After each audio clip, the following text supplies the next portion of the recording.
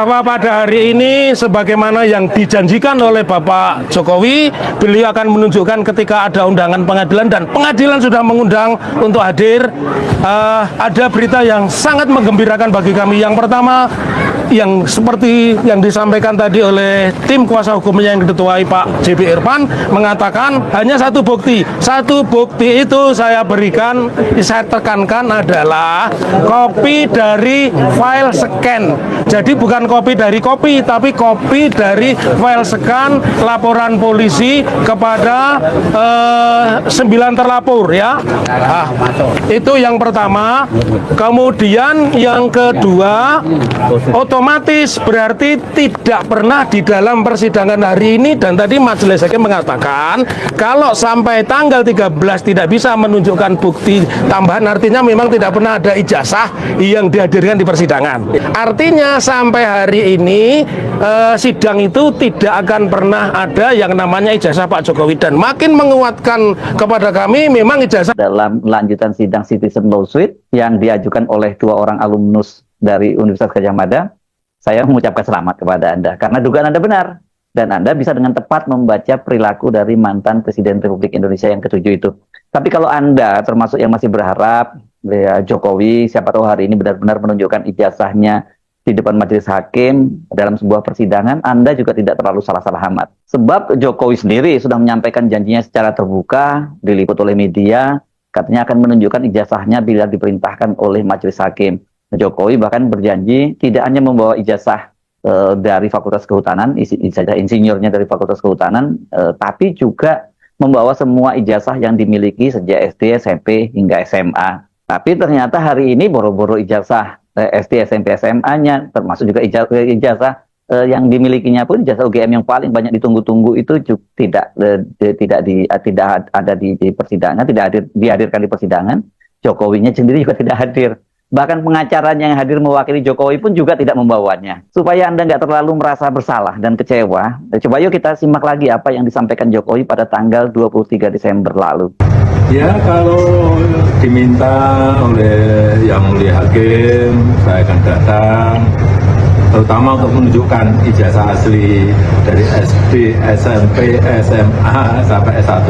Akan saya tunjukkan semua. Tapi ini bukan hanya Jokowi loh yang menyatakan bahwa dia itu akan membawa ijazahnya ke depan persidangan kalau diperintahkan oleh majelis hakim. Sehari berselang, ini tanggal 24 Desember 2025 ya, seusai bertemu Jokowi di rumahnya di kawasan Sumber Solo, pengacara Jokowi, YB Irfan, menegaskan bahwa dia sudah mendapat izin dari Jokowi untuk mengajukan peminjaman ijazahnya kepada penyidik Polda Metro Jaya, supaya ijazahnya Jokowi itu bisa ditunjukkan di muka hakim dalam persidangan hari ini maksudnya ya. Ijazah tersebut saat ini disita dan dalam penguasaan penyidik di Polda Metro Jaya dalam laporan kasus ijazah palsu yang dilaporkan oleh Jokowi, dan kini menyebabkan 8 orang jadi tersangka. Itu ada Eki Sujana dan kawan-kawannya di dalam klaster tim pembela ulama dan aktivis, ini jumlahnya 5 orang, dan kemudian klaster yang kedua itu adalah klaster trio RRT, Roy Suryo, Dr. Ismun, dan Dr. Tifa. Ya, kalau ternyata akhirnya Jokowi tidak datang sesuai janjinya, sesungguhnya kita nggak perlu merasa di prank amat lah gitu oleh Jokowi ya. Ya begitulah Jokowi, seperti kata netizen, kalau belok kiri itu, kalau sign-nya belok kiri berarti dia mau belok ke kanan. Itu yang ngomong bukan hanya netizen, itu almarhum Profesor Azumati Azra juga menyatakan seperti itu ya. Harus, pernyataan Jokowi itu harus diartikan secara terbalik. Nah, kalau Anda percaya bahwa kali ini Jokowi betul-betul akan menepati janjinya, yang salah saya kira bukan Jokowi. Tetapi Anda, kenapa kok masih percaya juga gitu? Hari ini persidangan sesuai jadwal adalah penyerahan bukti dari tergugat setelah pekan sebelumnya dalam sidang tanggal 30 Desember, itu penggugat menyerahkan bukti-buktinya.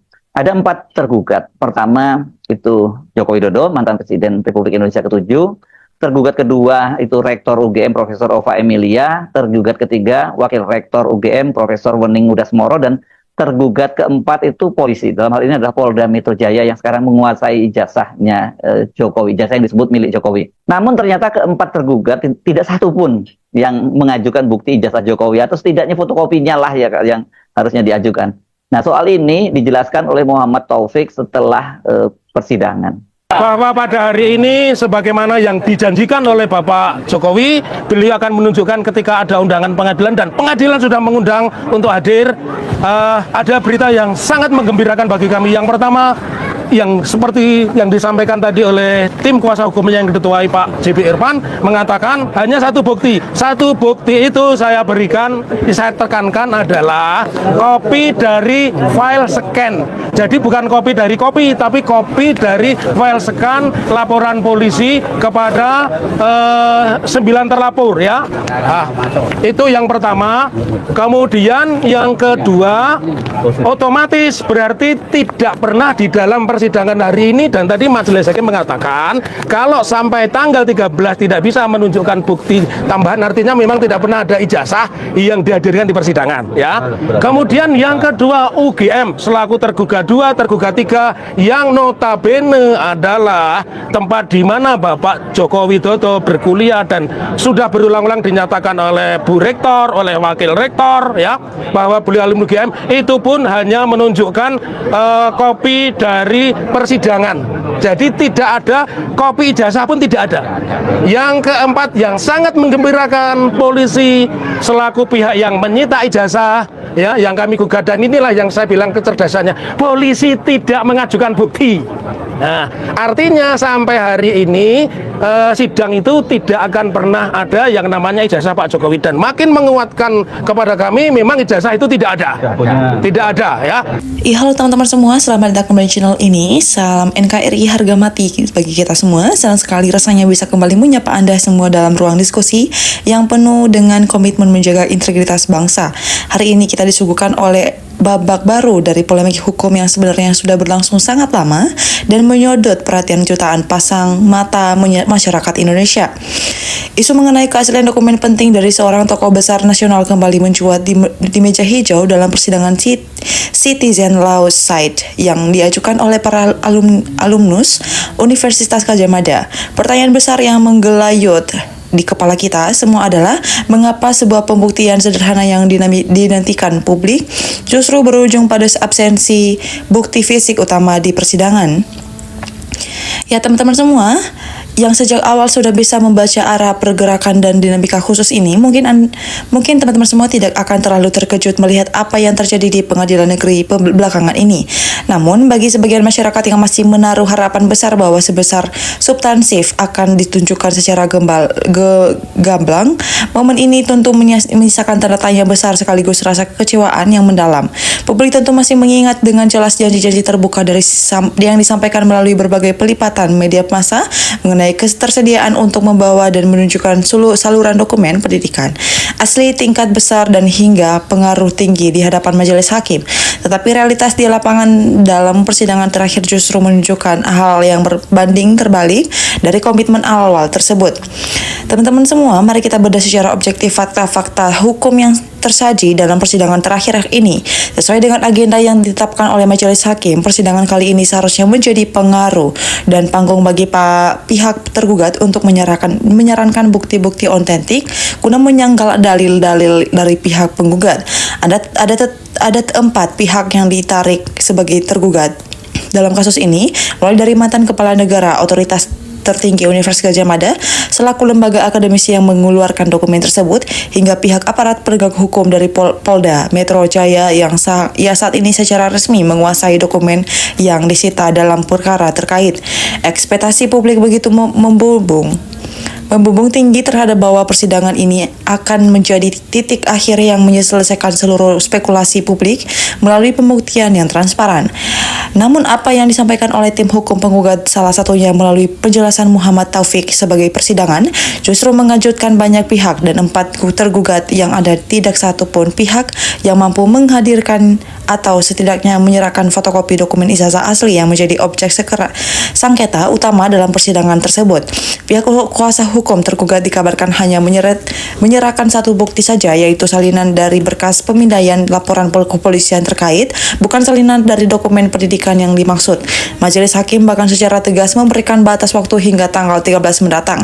Apabila tenggat waktu tersebut bukti tambahan tidak kunjung dihadirkan, maka secara hukum tak dapat disimpulkan bahwa tidak ada dokumen fisik ijazah yang pernah ditunjukkan selama proses persidangan ini berlangsung.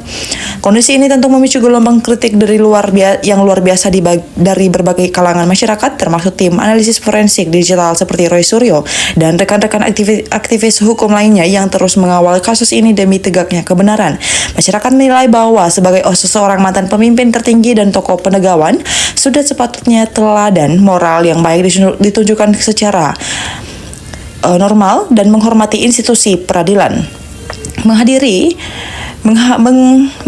panggilan sidang yang menunjukkan bukti yang diminta secara sukarela, bukan hanya sekedar penemuan kewajiban hukum, melainkan bentuk pertanggungjawaban moral kepada jutaan rakyat yang pernah memberikan mandat kekuasaan selama 10 tahun terakhir.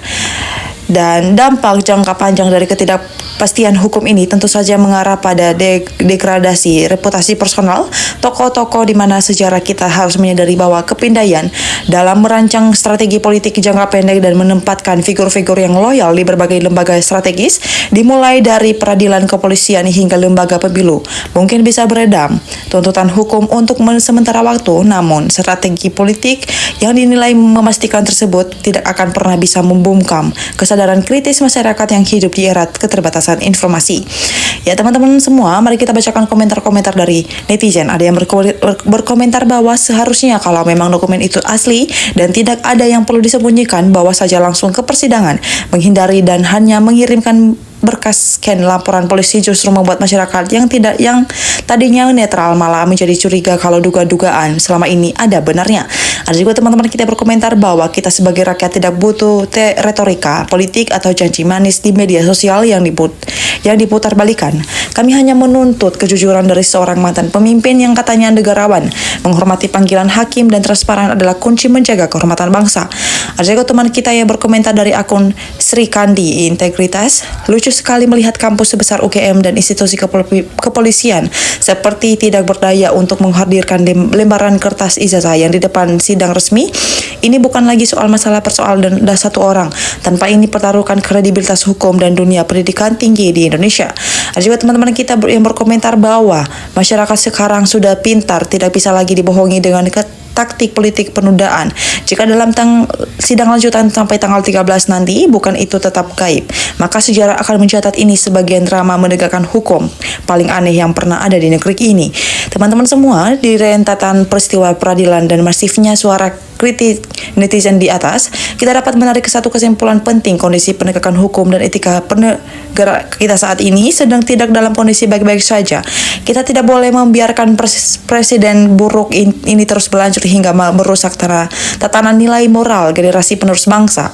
Oleh karena itu, mari kita bersama-sama terus merapatkan barisan, memberikan dugaan moral kepada para ahli hukum, para forensik, dan para pembela kebenaran yang tanpa lelah terus berjuang di jalur yang konstitusional demi menjaga martabat NKRI kita tercinta. Ya, teman-teman semua, mungkin sampai di sini dulu pembahasan mendalam kita pada video kali ini. Kita akan terus mengawal jalan kasus ini dan menantikan kejutan apalagi yang akan terjadi pada persidangan berikutnya. Bagaimana pendapat kalian melihat sikap para tergugat yang belum memunculkan bukti fisik dokumen tersebut? Silakan tuliskan analisis tanggapan cerdas Anda di kolom komentar, dan jangan lupa untuk klik tombol like, share, dan subscribe channel ini agar tidak ketinggalan informasi penting lainnya. Terima kasih atas perhatian, sampai jumpa di video berikutnya di NKRI Harga Mati.